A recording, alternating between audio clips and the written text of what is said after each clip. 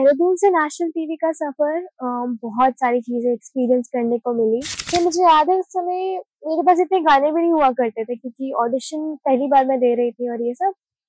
तो मैंने, जहाँ तक मुझे याद है, अपने पहले ऑडिशन में इंग्लिश गाना गाया था इनफैक्ट, क्योंकि मुझे था कि मुझे तो यही अच्छे से आता है, मैं यही गा देती हूँ। तू और मैं और ये बारिशें, चाय की टपरी में हम खड़े भीगे से।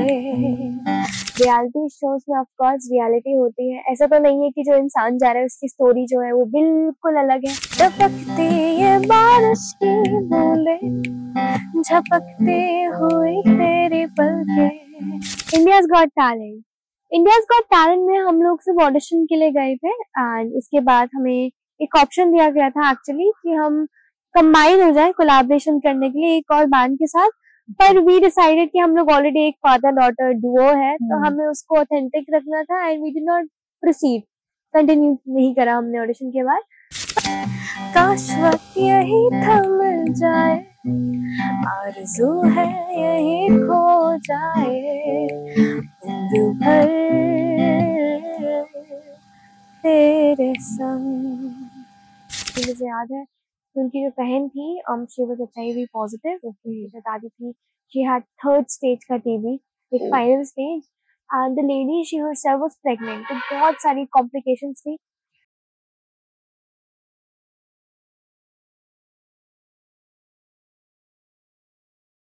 आप सभी दर्शकों को मेरा नमस्कार, मैं तुलसी और आप देख रहे हैं नेशन वन अनस्क्रिप्टेड।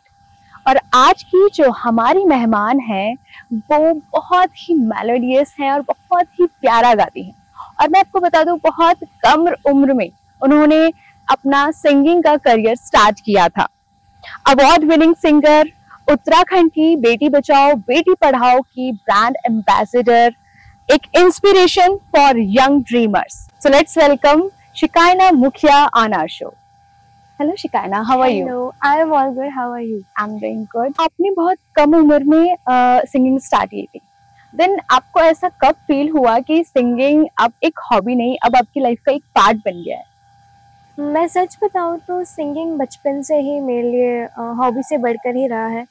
वो मेरे लिए एक जरिया है, यू कैन से जरिया for my emotion, for feeling happy, for feeling anything, for expressing, for being out there सबके सामने। तो म्यूज़िक हमेशा से उससे बढ़कर ही रहा है एंड मुझे याद है, मैं ये हमेशा बोलती हूँ पर फिर से बोलूँगी, मुझे हमेशा से याद है कि जब स्कूल में बोला करते थे कि draw your dream and draw what you want to be, तो लोग कोई टीचर बनाता था, कोई एस्ट्रोनॉट्स की ड्राइंग करता था और मैं उधर बनाती थी अपने आप को स्टेज में गाते हुए सबके सामने। तो हमेशा से हॉबी से बढ़कर ही रहा है मेरे लिए, एक सपना यू कैन से एंड एक जरिया, एज आई सेड। तो मतलब पहले से ही आपको ऐसा लगता था कि one day I will perform on stage और लाइक दैट? हाँ, विजन पहले से ही था। तो लाइक देहरादून से और नेशनल टीवी तक का जो सफर रहा है उसका क्या एक्सपीरियंस रहा है आपका? देहरादून से नेशनल टीवी का सफ़र बहुत सारी चीज़ें एक्सपीरियंस करने को मिली एंड मैं बोलूँगी ये शुरू हुआ था end of course suffer easy नहीं था पर मुझे इजी लगा क्योंकि मेरी फैमिली थी उधर मुझे सपोर्ट करने के लिए एंड बहुत से लोग थे जिन्होंने हमेशा मुझे बैकअप करा है। एंड तो सफ़र मैं बताऊँ तो शुरू हुआ था, एज आई सेड 11 ईयर्स की एज में मैंने शुरू करा था द वॉइस इंडिया किड से। एंड मेरे लिए सबसे पहला ऑडिशन था, मेरा सबसे पहला ऑडिशन जो मैं दे रही थी। हमें बोला गया था कि एक्सपीरियंस के लिए चले जाओ, एक्सपोजर के लिए ऐसे ट्राई कर लो। तो मैं गई थी, मेरे पापा गए थे मेरे साथ, एज आई सेड कि फैमिली हमेशा थी सपोर्ट करने के लिए। हम दोनों गए थे। मुझे याद है उस समय मेरे पास इतने गाने भी नहीं हुआ करते थे क्योंकि ऑडिशन पहली बार मैं दे रही थी और ये सब। तो मैंने, जहाँ तक मुझे याद है, अपने पहले ऑडिशन में इंग्लिश गाना गाया था इनफैक्ट, क्योंकि मुझे था कि मुझे तो यही अच्छे से आता है, मैं यही गा देती हूँ। तो टीवी राउंड से पहले एक्चुअली बहुत ऑडिशंस होते हैं, जैसे देहरादून में पहले होगा, फिर उधर से आप दिल्ली जाते हैं, देन दिल्ली से मुंबई। तो देहरादून में देहरादून के लोग आते हैं, आसपास के लोग आते हैं, बहुत भीड़ होती है। फिर उधर 2 लेवल्स होते हैं आपके, वो क्लियर करके फिर आप दिल्ली जाते हैं जहाँ पे पूरे स्टेट से अलग अलग जगहों से आते हैं। फिर दिल्ली में भी 2 राउंड्स होते हैं, वो क्लियर करके फिर आप मुंबई जाते हैं टीवी राउंड के लिए, जहाँ पे फिर टेलीविजन में दिखाते हैं। तो इट्स लाइक हीरो को तराशते तराशते तराशते कुछ बचते हैं, देन टीवी राउंड तक आना भी मुझे लगता है बाकी लोगों के लिए भी जो उधर तक पहुंचते हैं, जितने भी ऑडिशंस क्लियर करते हैं, एक एक्सपीरियंस ही अलग ही एक्सपीरियंस होता है। तो मुझे एक्सपीरियंस मिला कि कैसे ऑडियंस हमेशा से, वैसे तो पापा करते थे जब शोज जाते थे तो मुझे लेके जाते थे, तो उधर से कॉन्फिडेंस था। पर हाँ, मुझे स्टेज में जजेस के सामने गाने का एक्सपीरियंस मिला, माइक कैसे पकड़ते हैं, बैंड प्रैक्टिस, मेट्रोनोम, ये सब वो सब बहुत सारी चीज़ें एक्सपीरियंस करने के लिए मिली। तो यस। सो लाइक जैसे आपने बताया, जब आपने अपना फर्स्ट टेलीविजन शो किया था, तो वो जो पहली बार स्टेज पे जाके गाने का एक्सपीरियंस था, वो फीलिंग क्या थी आपके लिए? ठीक है, तो मैं बताती हूँ। मेरे पापा एक चीज़ बोलते थे जो हमेशा मेरे मन में रहती थी। मुझे याद है मेरे पापा को अपनी स्टोरी बताना दूसरों को बहुत अच्छा लगता है। तो वो जैसे अपनी पहली परफॉर्मेंस के बारे में बताते हैं, उन्होंने एक चीज़ बोली थी जो हमेशा मेरे साथ रही। तो जब ऑडिशन हुआ था, एक स्टेज था, आगे 3 जजेस थे, एंड उसके बाद जैसा कि मैंने बोला कि एक स्टेज मुझे फाइनली मिल गया था जो मुझे हमेशा से चाहिए था। तो मैंने सोचा कि let's give it our best, and 200 लोग हैं तो क्या हुआ, 500 भी तो हो सकते थे, राइट? तो वही सोच के जब मैं गई तो मज़ा आया, अच्छा लगा स्टेज में, एंड इट वाज लवली। तो शिकायना, एक और चीज़ मैं पूछना चाहती हूँ, जैसे you have done a lot of reality shows, तो ये जो नाम है ना रियलिटी शो, ये सच में रियलिटी मतलब इनमें होती है, या ये थोड़े से पहले से प्री स्क्रिप्टेड होते हैं? रियलिटी शोज में ऑफ कोर्स रियलिटी होती है। ऐसा तो नहीं है कि जो इंसान जा रहा है उसकी स्टोरी जो है वो बिल्कुल अलग है। आई फील लाइक शोज में एक थोड़ा सा बैकग्राउंड देना एक कंटेस्टेंट के बारे में बहुत इम्पोर्टेंट होता है, क्योंकि दैट इज द वे कि ऑडियंस जो है वो कंटेस्टेंट से कनेक्ट कर पाती है। तो वो तो होगा ही होगा ऑफ कोर्स। अगर आप एक इंसान को देख रहे हो तो आपके अंदर भी एक क्यूरियोसिटी होगी कि ये किधर से आया है, क्या है, जानने की होती है ना। आप किसी से मिलते तो आप पूछते हो आप किधर से हो, क्या कर रहे हो, कैसी लाइफ है आपकी, राइट? तो वही ये है कि रियलिटी शोज एक बैकग्राउंड दे देते हैं आपको, ब्रीफ।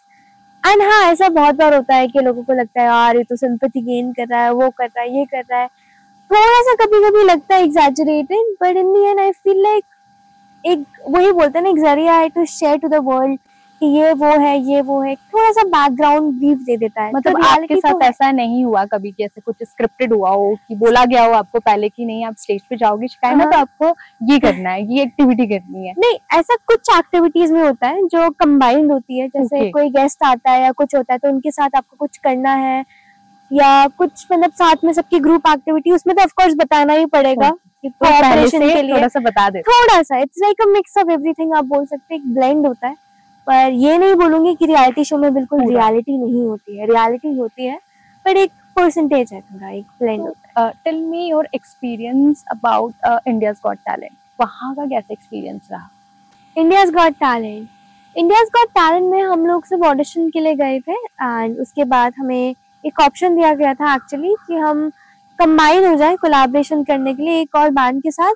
पर वी डिसाइडेड कि हम लोग ऑलरेडी एक फादर डॉटर डुओ है, तो हमें उसको ऑथेंटिक रखना था, and we did not proceed, continue नहीं करा हमने ऑडिशन के बाद। पर इंडियाज गॉट टैलेंट अच्छा था, मुझे सिंगिंग के अलावा और भी सारी चीज़ें देखने के लिए मिली, and it was nice, it was not bad, अच्छा था। एंड वही जैसा कि मैंने बोला कि और भी टैलेंट्स थे। मुझे याद है there was this one person who used to beat box and साथ में उनके फ्लूट बजाते थे, तो वो सब देखने के लिए मिला। So it was very nice, it was great. Okay, so like Shikayana, जैसे ऐसा होता है कि आप जब लाइव परफॉर्म करते हो और जब एक स्टूडियो में परफॉर्म करते हो, हाँ जी, तो दोनों में सबसे ज्यादा थ्रिल किसमें महसूस होता है आपको? सच बताऊं तो लाइव परफॉर्मेंस में एक अलग ही एनर्जी होती है, एक आपको ना एक पावर बूस्ट मिल जाता है। सच बता रही हूँ, जिस भी जगह में स्टेज होता है ना, उधर आपको बस एक अलग कॉन्फिडेंस आ जाता है, अलग ही, मतलब ऑडियंस होती है, लोग होते हैं आपको सपोर्ट कर रहे होते हैं, खुला आसमान, सब कुछ, बहुत मजा आता है। तो live, I would always prefer live. Okay, तो लॉकडाउन के टाइम पर आपने ये जो सोसाइटी के लिए आपने काम किया, वो बीइंग, मैं बताना चाहूँगी अपने ऑडियंस को भी कि एक शिकायना एक सोशल वर्कर भी है। सो लॉकडाउन के टाइम पे आपने ये स्टार्ट किया था, तो ये स्टार्ट करने का आइडिया आया कैसे? Like you have everything now, like name, fame, stage is yours, instruments are yours and melodies तो आप गाते ही हैं। तो ये इस चीज को शुरुआत आपने मतलब कैसे सोचा कि यार नहीं, सोसाइटी के लिए कुछ करना चाहिए? तो ये शुरुआत हुई थी कोविड के टाइम पर। एंड मुझे याद है कोविड के टाइम पर बहुत सारी इकोनॉमिक फाइनेंशियल प्रॉब्लम सबको आई थी, सबकी लाइफ में थी। एंड ऐसे ही हमारे मेरे पापा के एक फ्रेंड ने बताया था कि there is this one family जिनकी जो मेला होता है ना, उधर एक फूड स्टॉल थी। ओके। तो अभी ऑफ कोर्स मेला कैसे चलेगा कोविड में, राइट? तो उसकी वजह से उनको बहुत इकोनॉमिक प्रॉब्लम्स हो रही थी एंड पूरी फैमिली में बहुत कॉम्प्लिकेशंस थी। मुझे याद है कि उनकी जो बहन थी शी वाज HIV पॉजिटिव। उनकी जो दादी थी शी हैड 3rd स्टेज का TB, एक फाइनल स्टेज।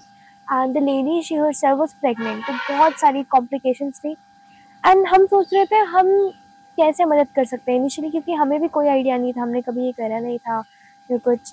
हम लोग भी of course financial as I said सबकी प्रॉब्लम चल रही थी, तो हम लोग भी मदद करना चाह रहे थे पर हमें समझ नहीं आ रहा था हम कैसे करें। तो तब हम लोगों के दिमाग में एक आइडिया आया, why not use our talent for this, for doing something good for the society.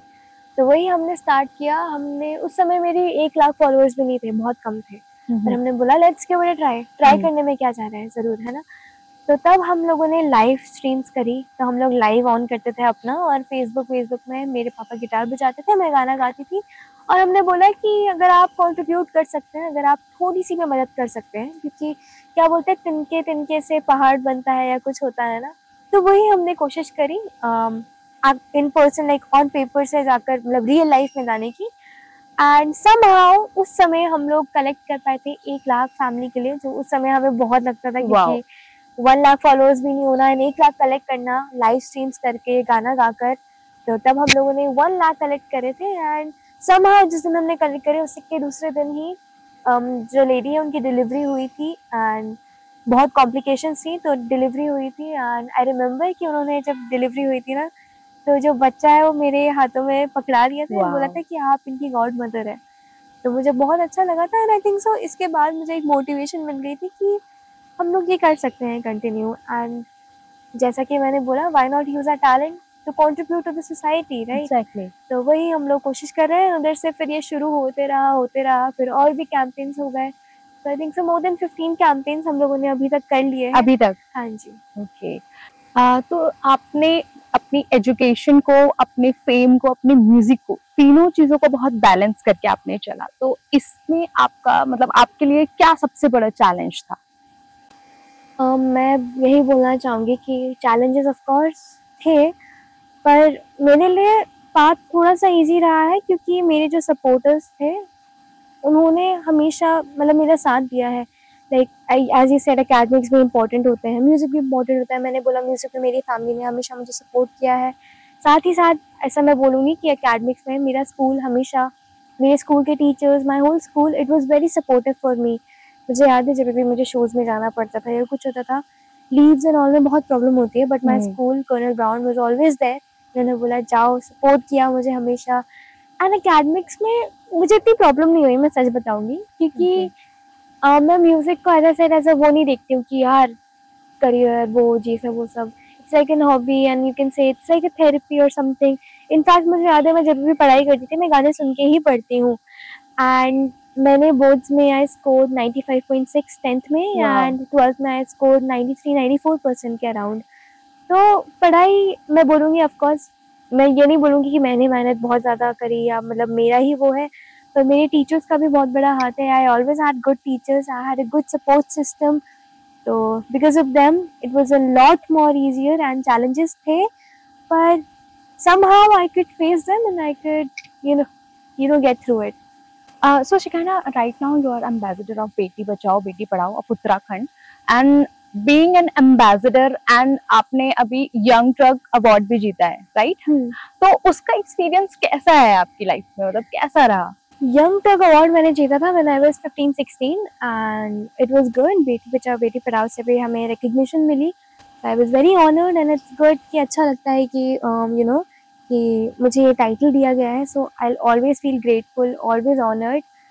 तो यही है। एंड अभी हम लोग पूरी कोशिश कर रहे हैं that I live up to the titles that I have been given and yes, trying our best and every day just trying our best। मतलब मुश्किल होता है क्या, जैसे जब आपको कोई टाइटल मिल जाता है या फिर आप मतलब जैसे आपने बोला आप कैंपेन के साथ जुड़ चुके हो, आप अवार्ड जीत चुके हो, एम्बेसडर हो, मतलब एक प्रेशर फील होता है क्या इसके बाद?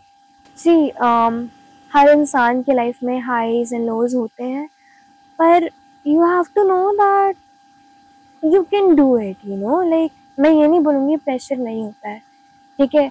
हर इंसान जो कुछ कर रहा है एंड हमारी एज में, नॉट इवन हमारी एज में, लाइक हर एज में, you know, but teen age से यूजुअली शुरू हो जाते हैं, यू नो, हम लोग फ्यूचर के बारे में बहुत ज़्यादा सोचने लग जाते हैं, कल क्या होगा, कैसे करेंगे, ये कैसे होगा, यार अब ये मिल गया, एक्सपेक्टेशंस बहुत है लोगों की।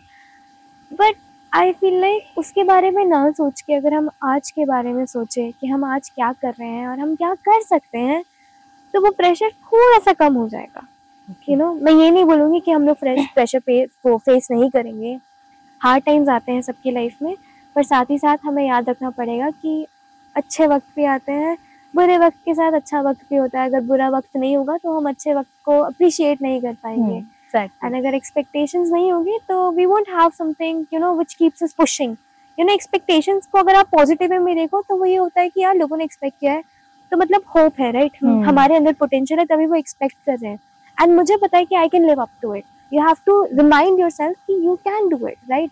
Don't lose hope, don't feel like कि आप नहीं कर सकते हो। कभी कभी चिंता होती है, मुझे पता है, बट रिमाइंड योरसेल्फ दैट अगर आप यहाँ तक पहुंचे हैं तो आप इसके आगे भी आराम से पहुंच सकते हैं। ओके शिकाना, इसको थोड़ा सा वाइंड अप करेंगे। Let's play a rapid fire round with you, okay, if you allow me. So Shikana, my first question is, first song you sang on stage, कैसी पहेली जिंदगानी। your all time favorite singer, all time favourite singer, पवन पवन पवन बोले। okay, one word to describe Dehradun for you, peaceful. okay, biggest fangirl moment, fan का moment मेरा किसी और के साथ, yes, not yet, not yet, not yet, okay, नहीं, वेटिंग फॉर इट। okay, नहीं, एक्चुअली यस, मुझे याद है पवन सर एक बार देहरादून आए थे and he called me on stage and I got the chance, even though वो मेरे जज रह चुके हैं, yes, but sharing a stage live performance में उनके साथ, that was a fan girl moment. okay, if you could collab with any Bollywood singer right now, कौन होंगे वो? मोहित चांद। Okay, one song that instantly lift your mood, lift my mood, love you जिंदगी। कोई dream city होगी जहाँ पे you want to go and sing, which will be that? Which will be that? Wembley Stadium. Okay, most embarrassing moment on stage, Most embarrassing moment on stage. कभी कभी lyrics भूल जाना। okay, if not being a singer, Shikana Mukhia would be writer. writer, okay, so आप मुझे बताओ कि आपका biggest cheerleader कौन रहा है अब तक? cheerleader, my family.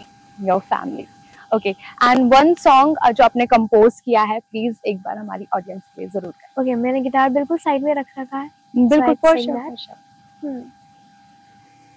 मेरे पापा और मैंने, हम लोग रात को बैठ रखे थे, बारिश बहुत तेज हो रही थी, and there is this favourite spot of ours जहाँ पे हम, टपरी जैसा है जहाँ पे हम चाय पीते हैं, तो Okay, ये उसी को सोच कर एक स्टोरी लिखी है हमने।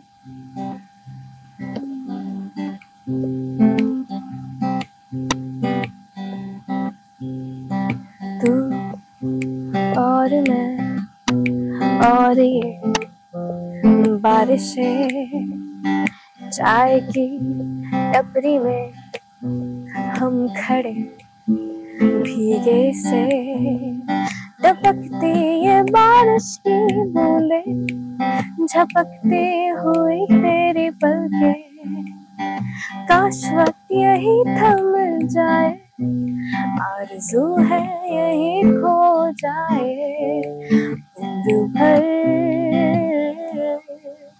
तेरे संग। wow, Thank that's you. so nice, so beautiful.